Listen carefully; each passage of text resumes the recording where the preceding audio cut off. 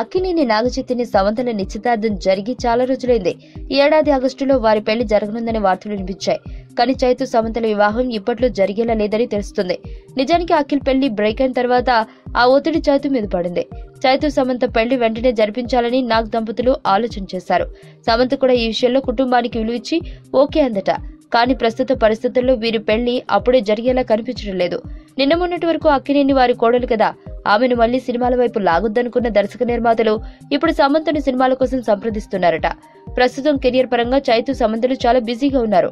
చైతు కళ్యాణ్ కృష్ణ దర్శకత్వంలో రారండే వేడుక చూద్దాం అనే చిత్రంలో నటిస్తున్నాడు. దీని తర్వాత వరుసగా డైరెక్టర్స్ ను లైన్ లో పెట్టాడు.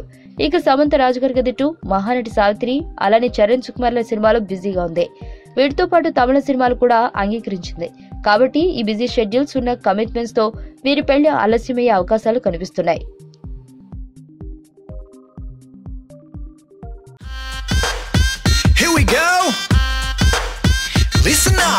ఇంటి ముంగటున్నది పానీపూరి, రోజు 2 ప్లేట్లు బుక్క నేను ఖాళీ దూరి, ఆడు చనా ప్యాసు తెచ్చి సొంటి పానీలోన ముంచి వెట్టె తిన్నంక అడుగుతా ఖాళీ